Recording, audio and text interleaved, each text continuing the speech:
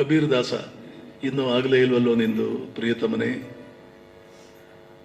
ಆದ್ರೆ ಈ ರಾಮ ದರ್ಶನ ಆಯಿತು ಅಂತ ಇಟ್ಕೊಳ್ಳಿ, ಅಲ್ಲಿವರೆಗೂ ಏನು ಜೀವನ ಡ್ರೈಯ, ಒಣಗಿರುತ್ತ? ಅಲ್ಲಿವರೆಗೆ ನಮಗೆ ಜೀವನದಲ್ಲಿ ಆನಂದವೇ ಇರಲ್ವಾ? ನಿಜ ಹೇಳ್ಬೇಕಂದ್ರೆ ದರ್ಶನವಾಗುವುದಕ್ಕಿಂತ ದರ್ಶನವಾಗದೇ ಇದ್ರೇನೆ ಆನಂದ ಜಾಸ್ತಿ.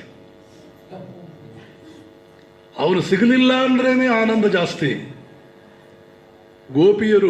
ಗೋಪಿಯರೆಲ್ಲ ಸೇರಿ ಉದ್ಧವನಿಗೆ ಯಾರಿಗೋ ಹೇಳ್ತಾರೆ, ಉದ್ಧವನಿಗೋ ಅಕ್ರೂರನಿಗೋ ಹೇಳ್ತಾರೆ, ನಮಗೆ ಕೃಷ್ಣ ಬೇಕಾಗೇ ಇಲ್ಲ, ಅವನು ಸಿಗ್ಲಿಲ್ವಲ್ಲ ಅನ್ನೋ ನೋವು ಅವನು ಸಿಕ್ಕಿದಾಗ ಹೇಗಿರುತ್ತೋ ಅದಕ್ಕಿಂತಲೂ ಆನಂದಕರವಾಗಿರುತ್ತೆ.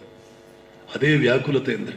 ಅದು ಒಂದ್ ಕಡೆ ನೋವು, ಸಿಗಲಿಲ್ಲ ಅನ್ನೋ ನೋವು, ಆದರೆ ಆ ನೋವಿನಲ್ಲಿರೋ ಆನಂದ ಈ ಪ್ರಪಂಚದಲ್ಲಿ ಯಾವುದೂ ಇಲ್ಲ. ಇದು ಪರಮಾತ್ಮನ ಗ್ರೇಟ್ನೆಸ್, ಭಗವಂತನ ಗ್ರೇಟ್ನೆಸ್, ಶ್ರೀರಾಮನ ಗ್ರೇಟ್ನೆಸ್ ಅನ್ನಿ. ಪರಮಾತ್ಮನ ಗ್ರೇಟ್ನೆಸ್ ಅಂದ್ರೆ ಹಾಗೆ.